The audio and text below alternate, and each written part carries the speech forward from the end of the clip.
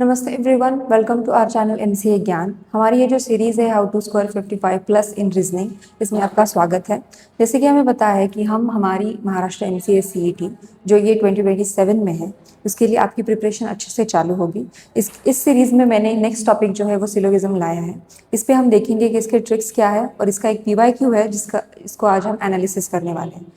जैसे कि हमें पता है कि हमारी 90 मिनट्स के एग्ज़ाम है, 100 MCQs है, 200 मार्क्स का हमारा क्वेश्चन पेपर है और इसमें नो नेगेटिव मार्किंग है, जो कि हमारा सबसे बड़ा प्लस पॉइंट है। इसीलिए हमें इसे ज़ाया नहीं करना है, राइट। तो हमारे एक एक क्वेश्चन जो है हमें उसे सेट करना है, उसे प्रिपेयर करना है और उस पर कमांड पानी है, ठीक है। तो ये जो सीरीज़ है उसमें मैंने ये क्या किया है, ये एक PYQ है, ओके। सो इस PYQ में हमें क्या करना है कि हम इसे सॉल्व करेंगे। इस क्वेश्चन का टाइप देखेंगे, ये एक रीजनिंग का टाइप है, इसमें एक या दो क्वेश्चंस एवरी ईयर कंपलसरी है, तो हमें इसे एनालिसिस करना ही है। हर क्वेश्चन हमारे लिए बहुत इंपॉर्टेंट है। ये हमारा रीजनिंग पार्ट 30 क्वेश्चन और 60 मार्क्स का है, राइट। इसके लिए हमारा टारगेट हाईएस्ट होना चाहिए, क्योंकि बाकी के जो 4 सब्जेक्ट्स हैं, मैथ, इंग्लिश और कंप्यूटर कंसेप्ट और ये 4th रीजनिंग, इसके बाकी के तीनों के कंपैरिजन में रीजनिंग थोड़ा इजी पार्ट है, राइट। तो हमें इसके लिए अच्छे से प्रिपेयर करना है और इसका एक भी मार्क्स ना जाए, इसके लिए हमें कॉशियस रहना है, ठीक है। तो ये जो क्वेश्चन है ये है स्टेटमेंट और कंक्लूजन बेस्ड क्वेश्चन है, ठीक है। सो इसमें क्या होते हैं, कुछ स्टेटमेंट दिए होते हैं, कुछ और उसके बेसिस पे कंक्लूजन दिए होते हैं। सो ये कंक्लूजन करेक्ट है या फॉल्स है, ये हमें ढूंढना होता है और इसको सॉल्व करने के लिए हमें वेन डायग्राम्स की हेल्प लेनी होती है, ठीक है।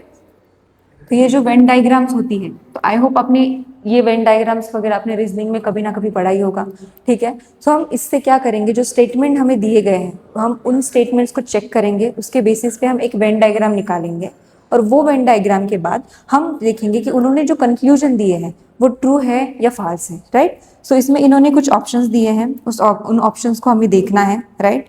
इनमें से 4 ऑप्शंस हैं, हमें इन्हें देखना है, ठीक है। अब हम देखते हैं स्टेटमेंट क्या दिया है उन्होंने।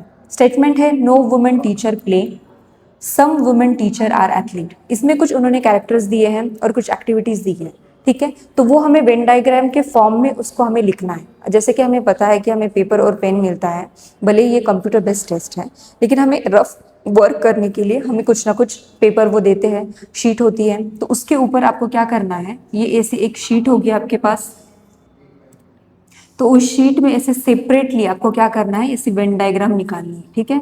मैं वुमेन के लिए, वुमेन को शो करने के लिए एक सर्कल निकाल रही हूँ। वुमेन टीचर, ठीक है, वुमेन टीचर है ये, वो क्या है, play, no women teacher play, means no women teacher play, ठीक है। ये मैंने क्रॉस दिखा दिया।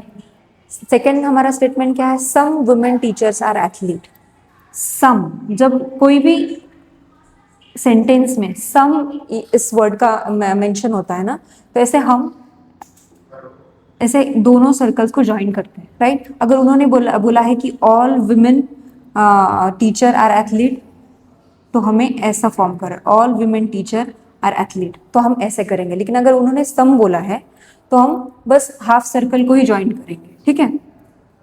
तो उन्होंने क्या बोला है, some women teachers are athlete, right. तो अब देखते हैं, इन्होंने हम इन 2 सेंटेंस पे बेसिस पे हमने वेन डायग्राम निकाली है, तो अब हमें क्या देखना है कि इन्होंने दिए हुए कंक्लूजन इस वेन डायग्राम से मैच करते हैं या नहीं, right. Male athlete can play, see यहाँ पे तो उन्होंने बस विमेन टीचर और विमेन एथलीट्स के बारे में ही बताया, मेल टीचर का तो कहीं मेंशन ही नहीं है, तो ऑटोमेटिकली ये कैंसिल हो जाएगा, ये गलत है। सम एथलीट्स कैन प्ले, देखो इन्होंने सिर्फ सम बताया, लेकिन स्टेटमेंट में पर्टिकुलरली विमेन टीचर को ही मेंशन किया है, तो ये दोनों भी कंक्लूजन गलत होते हैं। यहाँ पे कुछ स्टेटमेंट्स में दिए हुए ईच वर्ड को आपको बहुत ही अच्छे से रीड करना है, उसका मीनिंग इंटरप्रिटेशन अच्छे से करना है, तभी आपकी वेन डायग्राम करेक्ट आएगी, राइट। तो ये आपको रीडिंग एबिलिटी, आपको इंग्लिश कॉम्प्रहेंशन में भी काम आने वाली है और रीजनिंग और मैथ्स में भी काम आती है, क्योंकि इसी की वजह से आपकी क्रिटिकल थिंकिंग और एग्जाम हॉल में जो प्रेशर है, तब आप ये क्वेश्चन कैसे सॉल्व करते हो, इसी के बेसिस पे ये होता है, राइट, ठीक है। तो जैसे कि हमें पता चल गया कि दोनों कंक्लूजन गलत है, तो हमें क्या देखना है, ऑप्शंस देखने हैं। नीदर कंक्लूजन 1 नॉर 2 फॉलोज, तो ये तो हमारा आंसर है, लेकिन बाकी के भी ऑप्शंस हम देख लेते हैं कि एग्जाम में ये किस टाइप के होते हैं। Only conclusion 1 follows, either conclusion 1 और 2 follows, only conclusion 2 follows, right. हमें पता चल रहा है ये तीनों तो नहीं है ऑप्शन, लेकिन हमारा ऑप्शन क्या है, ए, तो हमारा आंसर ए है, राइट। तो आपको पता चल गया होगा कि ऐसे क्वेश्चंस रीजनिंग में सॉल्व करने के लिए हर टाइप के क्वेश्चन में एक ट्रिक्स है। ऐसी ट्रिक्स आपको अगर आप फॉलो करेंगे तो आप with in seconds question solve कर सकते हो, और 90 मिनट्स में आप 100 MCQs आराम से सॉल्व कर सकते हो, ठीक है। सो आई होप आपको ये क्वेश्चन PYQ था, आपको अच्छे से समझ आया होगा, इसके ट्रिक्स समझ गए होंगे। ऐसे ही ट्रिक्स मैं हर सीरीज में हर को एक सिलेबस के सब टॉपिक पे लेने वाली हूँ, और जिससे आपके सेल्फ स्टडी में भी आपको ये बहुत इंप्रूव कर सकता है, ठीक है। तो हमारा जो वेबसाइट है www.mcagyan.in, इस पे ये पूरा कोर्स MCA CET का लॉन्च हो चुका है, जिस पे बाकी सब्जेक्ट्स के भी एक्सपर्ट टीचर्स हैं जो उसे पढ़ा रहे हैं। अगर आपकी कोई भी क्वेरी होगी, इवन दो आप सेल्फ स्टडी भी करना चाहते हो, तब भी आप इस चैनल पे इस नंबर पे हमें कांटेक्ट कर सकते हैं। और बाकी ऐसे ही कंटेंट्स के लिए MCA ज्ञान चैनल को फॉलो